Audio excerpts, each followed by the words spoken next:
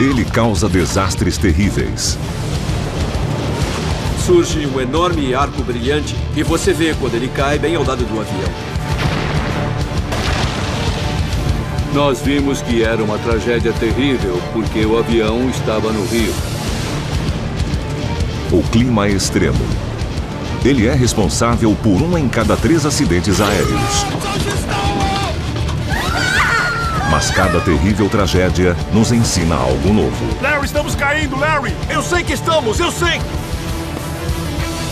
A indústria aeronáutica desenvolve constantemente novas tecnologias para combater o problema. Mas quando o tempo fecha, acidentes ainda acontecem. Será que um dia seremos capazes de vencer a batalha contra o mau tempo?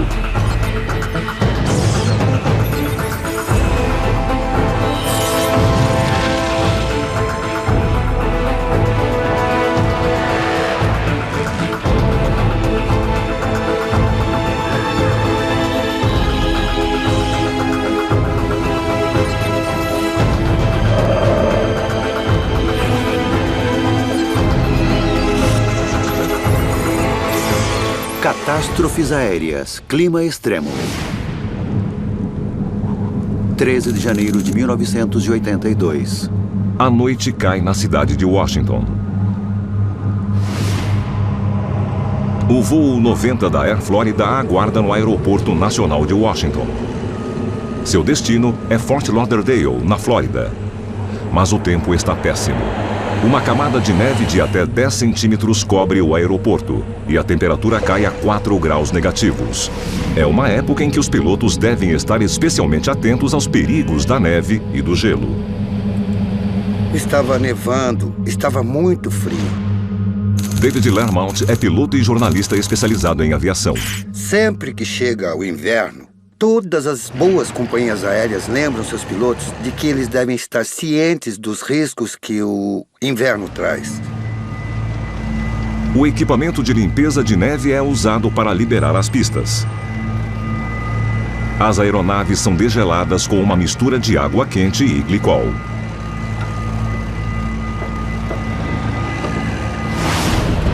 Reconstituição. A bordo do voo 90, os 79 passageiros e tripulantes já estão impacientes após um atraso de 1h30 causado pela neve. Um deles é Joe Stiley. Ele disse à esposa que ficaria fora por apenas 24 horas e depois levaria os filhos para viajar. Às 13h59 da tarde, o voo da Air Florida recebe permissão para decolar. O avião ganha velocidade na pista. Ao se afastar do aeroporto, ele repentinamente entra em stall.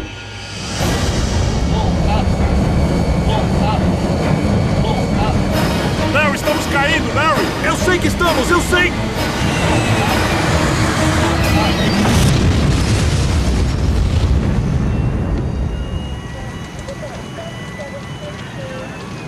A aeronave mergulha nas águas geladas do rio Potomac. Em segundos, apenas a cauda é visível. Então, para a surpresa geral, um pequeno grupo de sobreviventes emerge na superfície. O gelo impede que as equipes de resgate alcancem as pessoas. Um helicóptero aparece. É uma corrida contra o tempo. Na água gelada, um ser humano perde a consciência em 15 minutos. Mas apenas uma pessoa pode ser resgatada por vez.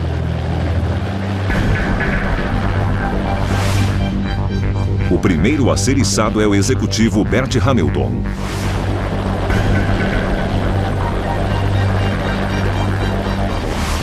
Ele é seguido por Kelly Duncan, uma comissária de bordo de 22 anos.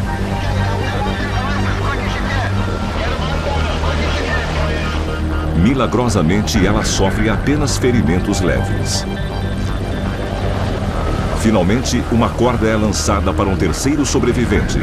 Joe Stiley sofreu lesões graves e tenta flutuar desesperadamente.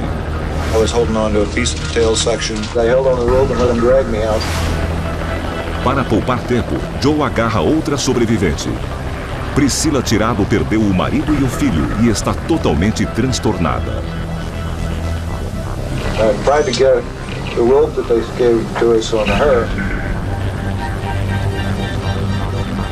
Mas ele não tem forças para segurá-la e ela é obrigada a aguardar na água gelada.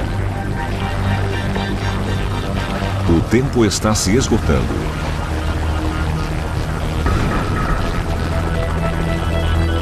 Um observador salta no rio.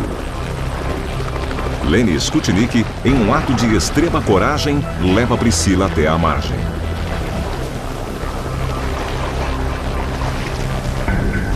Ao todo, 5 sobreviventes são resgatados da água. Um sexto homem, Arland Williams, que passou a corda de resgate repetidamente para as outras vítimas, não resiste. There was a sixth man clinging to the wreckage, and as I dropped the flotation devices, he handed these devices to the other people who were clinging around him on the wreckage.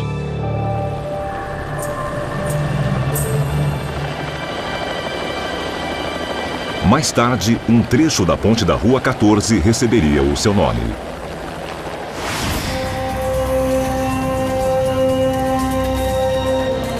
Mas tirar as pessoas do rio era apenas parte do problema. Naquele dia, o caos também se estendeu à própria ponte da Rua 14. Uma das asas do avião a atingiu, virando e esmagando veículos. All of a sudden, that thing shattered, and then I looked around, and cars over here were smashed, and I said, "Oh God." Socorristas lutam para tirar as pessoas das ferragens. Bill Hendricks seria o investigador-chefe do acidente. 6 carros ficaram totalmente esmagados. Parte da estrutura da ponte tinha caído, o guarda-corpo tinha caído. Era uma visão horrível e o avião ainda estava no rio com algumas vítimas lá dentro. O total de baixas do acidente é de 74 passageiros e 4 pessoas na ponte. Mas a grande questão que paira sobre o incidente é o que deu errado. Naquele dia, Washington era castigada por um frio intenso e uma quantidade atípica de neve. Mas dezenas de outros aviões haviam decolado e aterrissado em segurança nas mesmas condições. Então, por que o voo 90 é a única vítima da neve naquela tarde? Nos dias seguintes ao acidente, mergulhadores e guindastes são levados ao local da queda no rio Potomac. A primeira tarefa do investigador-chefe do acidente, Bill Hendricks, é localizar e recuperar as caixas pretas. É um trabalho difícil. A visibilidade naquela água, de acordo com os mergulhadores, era de uns 30 centímetros. Então ela era turva e seria muito difícil recuperar as caixas pretas. Os mergulhadores contam com o fato de as caixas serem projetadas para emitir um sinal quando são imersas na água. Mas quando finalmente são içadas em uma seção da fuselagem, elas escorregam e caem novamente na água. A equipe demoraria 7 dias para levar tanto o gravador de dados quanto o gravador de voz até a margem. É um momento de triunfo para os mergulhadores. Yesterday I was a little bit disappointed when we lost that one lift on the midsection, but morale definitely got a shot in the arm today. Agora, finalmente, Hendricks pode deduzir o que aconteceu. Depois que recuperamos as caixas pretas, a causa do acidente ficou bastante clara para nós. A primeira pista é algo que acontece 15 minutos antes da decolagem.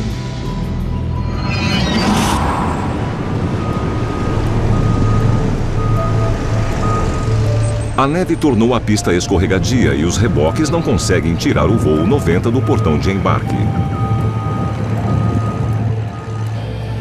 O piloto Larry Eaton decide ajudar. Tá bom, eu vou tentar reverter o empuxo. Ele liga as turbinas da aeronave e reverte o empuxo por 90 segundos. É como dar ré em um carro.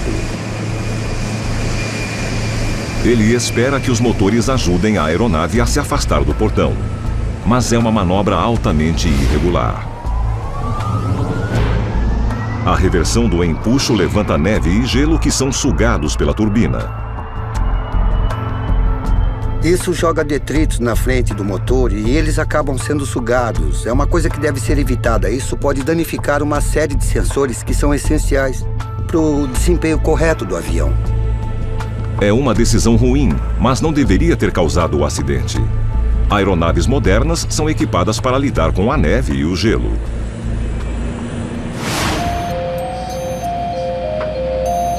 Bill Hendricks descobre outra coisa.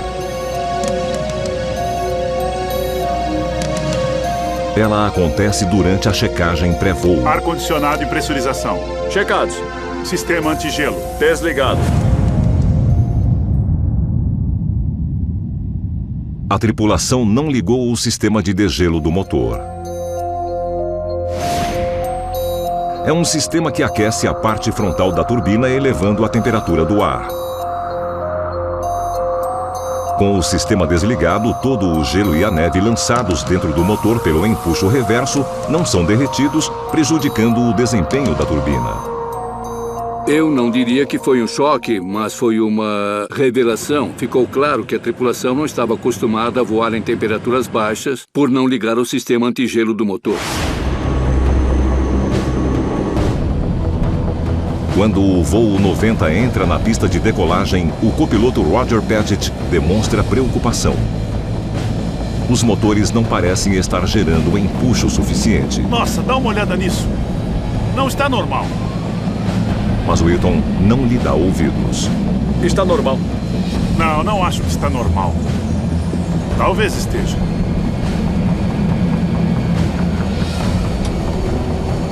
O avião precisa de 15 segundos e 600 metros de pista a mais do que o normal para decolar.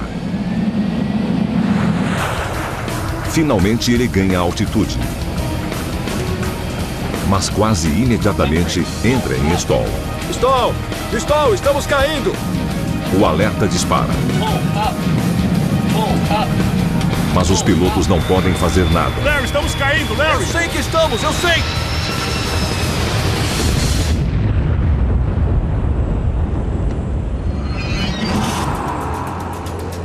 Ao montar o quebra-cabeça de evidências, os investigadores estabelecem como uma combinação de erro humano e clima extremo causou a queda do voo 90. Primeiro, com a neve acumulada na área de manobra, Whitton reverte o empuxo do motor para se afastar do portão. Sistema antigelo. Depois, com o sistema de degelo desligado, a neve e o gelo se acumulam na turbina, o que interfere no desempenho do motor. Torre de controle, tudo em ordem.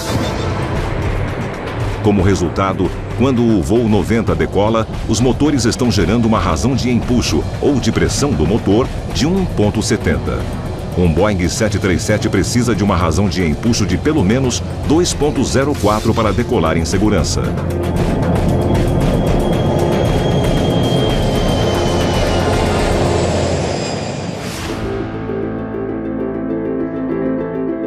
A investigação final responsabiliza o piloto Larry Whitton por uma lista de erros. Aqueles pilotos, eles não agiram como se soubessem muita coisa sobre operações no inverno. E como resultado da quebra de quase todas as regras possíveis relacionadas ao gelo e à rotina pré-decolagem, o avião caiu. O acidente deixa claro que quando o tempo fica ruim, não há margem para erros. Toronto, no Canadá. É uma noite quente e o voo Air France 358 vindo de Paris se aproxima do Aeroporto Internacional de Toronto. Reconstituição. A bordo do Airbus 340 estão 290 passageiros e 12 tripulantes. Mas quando o voo inicia a descida, o tempo piora dramaticamente. Toronto, Air France 358 se aproximando. Ventos estranhamente fortes e chuva pesada castigam a aeronave. Relâmpagos iluminam o céu. Philippe Lacaille está voltando das férias com sua família. O piloto disse: "Com licença, senhoras e senhores, o tempo em Toronto está ruim, vamos ter que circular por um tempo." Então nós reabrimos os livros e esperamos. O tempo continua a piorar e as autoridades aeroportuárias de Toronto declaram um alerta vermelho. Isso indica que as condições de aterrissagem são perigosas e há risco de relâmpagos. E quando o voo 358 finalmente inicia a aproximação, as rajadas de vento aumentam. A visibilidade é baixa. Os pilotos mal conseguem enxergar. O avião é chacoalhado de um lado para outro.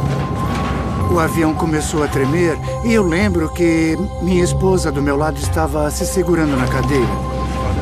Eu também estava me agarrando ao assento. Finalmente, a aeronave toca o solo.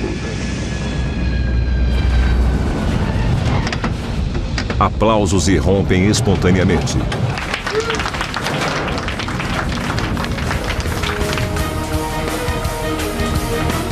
Mas o drama ainda não acabou. Momentos depois, ainda a quase 200 km por hora, o avião sai da pista de pouso. Era óbvio que o avião não estava no asfalto. Ele chacoalhava como se fosse uma montanha-russa. Todo mundo estava gritando. Eu pensei, não, isso é muito ruim, não vamos sair vivos daqui. A minha filha estava na fileira da frente, ela ia morrer sem nem segurar a nossa mão, sabe? Eu só pensava em pegar a minha filha para ela ficar do nosso lado e todo mundo morrer junto. O avião atravessa a cerca do aeroporto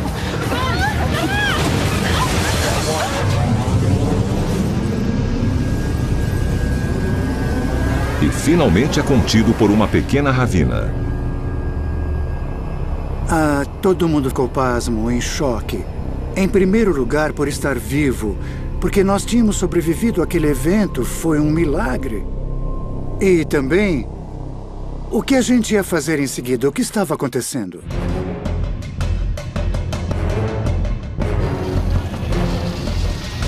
Temos que sair daqui! Quase imediatamente surgem os gritos de fogo. Fogo! Fogo! Saiu da frente! Me deixa passar! Vem! Temos que sair daqui! Vem! Abram essas portas! Calma, por favor, calma! Vamos organizar a evacuação, calma, por favor! Após o início de um incêndio, os passageiros têm apenas 90 segundos para deixar a aeronave antes que o fogo atinja os tanques de combustível. Vem logo, temos que sair daqui! Foi uma visão do inferno. É cada um por si. O cheiro do combustível queimando. Eu tenho que sair daqui, me ajudem! Pessoas andando por cima das outras, foi um caos completo. Eu tenho que sair daqui! Por favor, me ajudem! Eu tenho que sair! Enquanto os últimos passageiros tentam escapar, o voo 358 explode em chamas.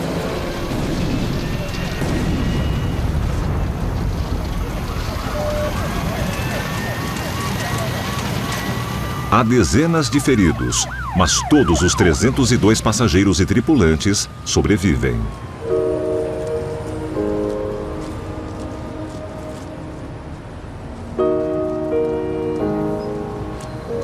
Seis anos depois, Philippe Lacaille ainda convive com as cicatrizes psicológicas. Você nunca consegue esquecer esse tipo de trauma emocional. Todo mundo precisa sair! Calma! Por favor, mantenham a calma! Foi muito difícil.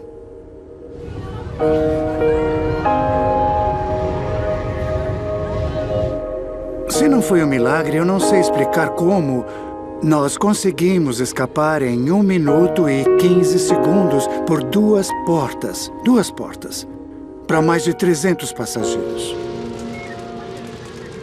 O episódio fica conhecido como O Milagre de Toronto. Quando os investigadores chegam à cena, eles enfrentam uma pergunta básica. Por que um avião que contava com o equipamento mais moderno de navegação teria saído da pista?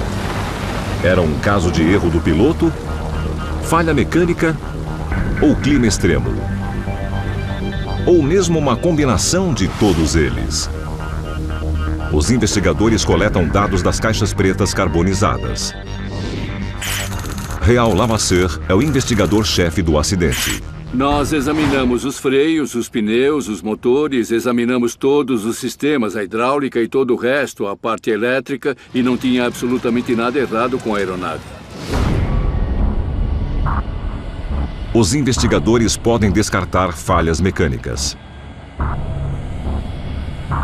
Mas quando analisam os últimos momentos do voo 358, eles revelam o que parecem ser diversos erros do piloto. A tripulação havia pousado com muita velocidade e avançado demais sobre a pista. Eu acho que eles não tinham uma noção exata da extensão de pista que estavam deixando para trás quando pousaram o avião. E, consequentemente, o avião tocou a pista bem depois da metade dela. Quando atinge o fim da pista, o avião ainda está rápido demais. Meu Deus! Ele ainda estava a mais de 190 km por hora, o que é muita velocidade. Mas seria apenas uma questão de erro do piloto?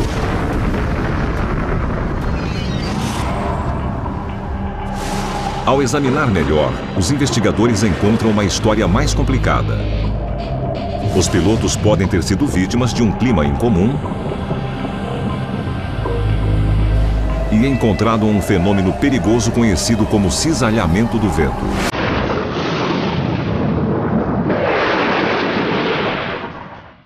O cisalhamento do vento é uma grave ameaça às aeronaves.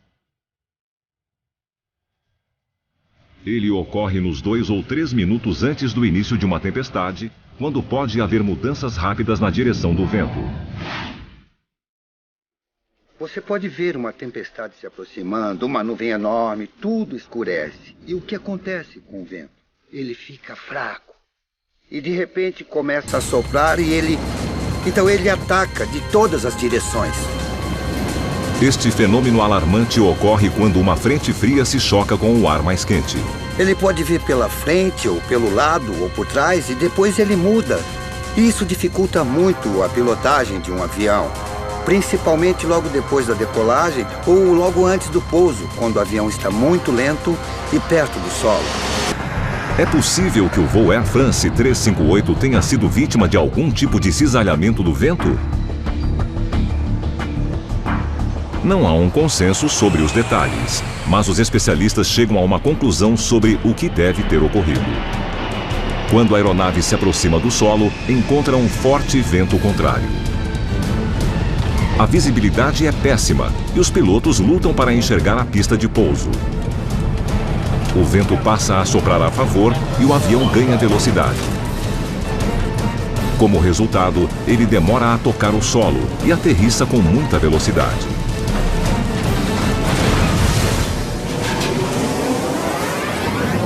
Os pilotos são pegos desprevenidos pelas alterações imprevisíveis típicas do cisalhamento do vento. Calma, senhor, calma! Pode sair por essa porta!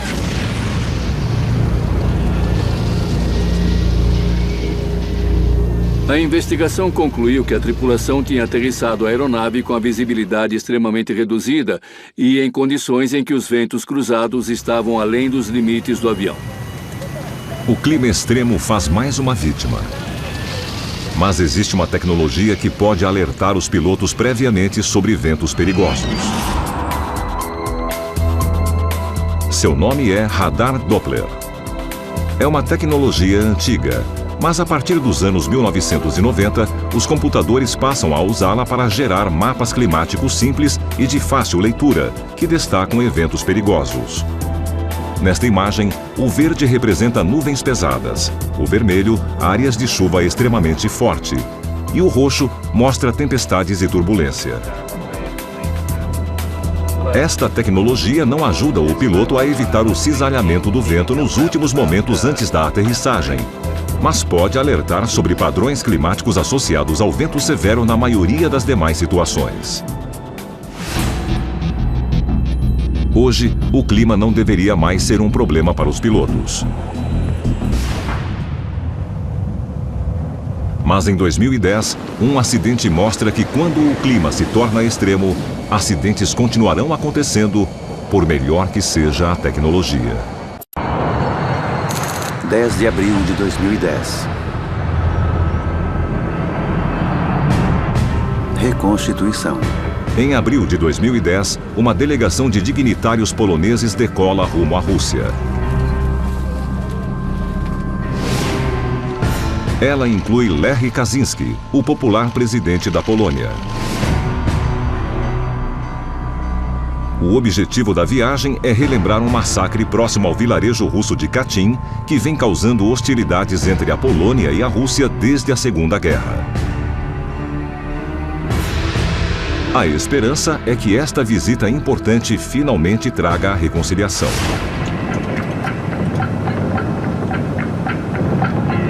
Mas, quando a aeronave polonesa se aproxima da cidade russa de Smolensk, é envolta em neblina.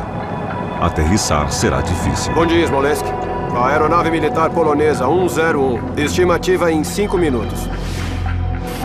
Tomasz Rybicki é membro do Conselho Nacional de Aviação Polonesa e jornalista. Acho que em alguns lugares a neblina chegava ao solo e em outros lugares a base das nuvens estava bem abaixo de 100 metros. E a visibilidade na pista era de apenas 200 metros, então as condições climáticas eram ruins demais para o pouso. O controle de tráfego aéreo é contra uma tentativa de aterrissagem. E para piorar, o aeroporto não é equipado com iluminação de baixa visibilidade para guiar os aviões. O aeroporto de Smolensk Norte é uma antiga base militar com infraestrutura inadequada.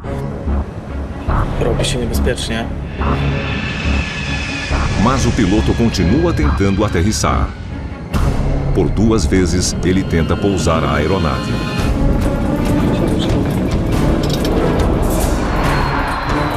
E em cada tentativa é obrigado a arremeter. Finalmente, ele faz uma 3ª tentativa. O avião baixa. Os pilotos não conseguem ver a pista, mas continuam baixando.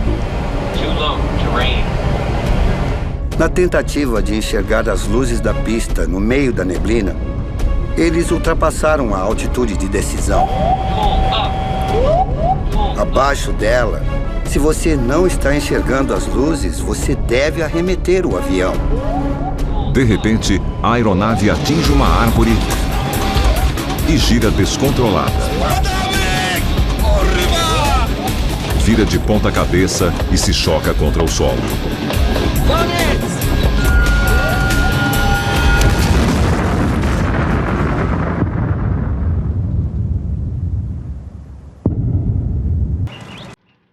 Os investigadores logo descobrem que não há sinais de falha mecânica.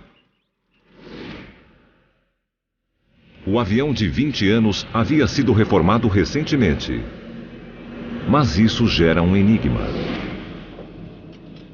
Nesta reforma, o Tupolev Tu-154 ganhou um sofisticado sistema anticolisão que avisa ao piloto quando ele está voando baixo demais ou correndo o risco de atingir algo.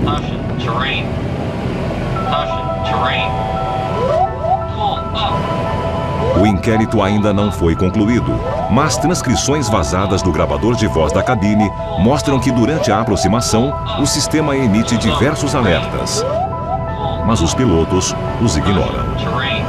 Por que eles teriam feito algo tão obviamente perigoso?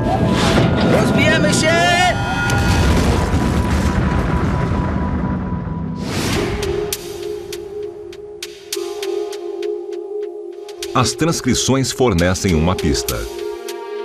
Quando o avião se aproxima de Smolensk, é possível ouvir o piloto se dirigindo a um oficial superior na cabine. Senhor, a névoa está aumentando. Não vamos conseguir aterrissar. Com quem ele está falando? Uma voz anônima responde. Então temos um problema. Em meio à estática do rádio, há uma outra voz aumentando a pressão. Ele vai se irritar. Os trechos do diálogo sugerem que os pilotos estavam sob enorme pressão. Eles deviam tentar uma aterrissagem difícil ou abortar uma missão de importância internacional. Pilotos no comando de voos VIP sofrem um tipo especial de pressão. Então, eles queriam cumprir sua tarefa como pilotos e desembarcar todas aquelas pessoas importantes, mas eles ouviram do controle de tráfego aéreo qual era a visibilidade. Ela estava longe de ser boa o bastante para uma aterrissagem segura. Mas eles disseram, nós vamos conferir do mesmo jeito. Além disso, os tripulantes são pilotos militares, acostumados a lidar com ordens e riscos. Os pilotos militares são treinados para correr mais riscos do que os pilotos civis. A equipe, nesse caso, tinha vindo mais ou menos direto da escola militar. Por isso mesmo, a ideia de correr riscos estava firmemente enraizada neles. Talvez nunca se saiba se foi isso o que aconteceu. Seções importantes das transcrições vazadas foram apagadas deliberadamente. Algumas pessoas acreditam que os russos deixaram lacunas propositais nas transcrições, porque encontraram alguma coisa contrária aos interesses poloneses. O certo é que, se esses buracos não forem preenchidos, o enigma jamais vai ser resolvido. Mas as transcrições disponíveis levaram alguns especialistas a culpar os pilotos por abrir mão de sua responsabilidade. Não importa se o presidente da Polônia está a bordo. A pessoa responsável pelo avião é o comandante do avião. Ele tem mais autoridade nesse ambiente do que o presidente. No fim, se você é um profissional treinado, é você quem assume a responsabilidade por tudo que der errado. De acordo com esta versão dos eventos, os pilotos simplesmente esqueceram que quando o tempo fica ruim, nada substitui sua própria habilidade e julgamento. Na Polônia, a esperança é que as lições sejam aprendidas e um acidente similar nunca mais ocorra.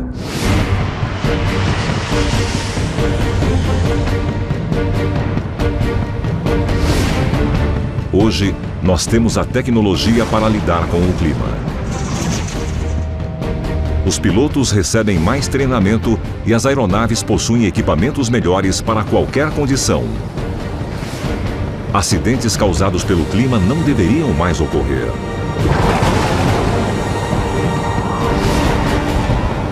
Mas o clima extremo continuará desafiando as habilidades de um piloto e sua capacidade de voar diante do inesperado. Versão brasileira, Vox Mundi.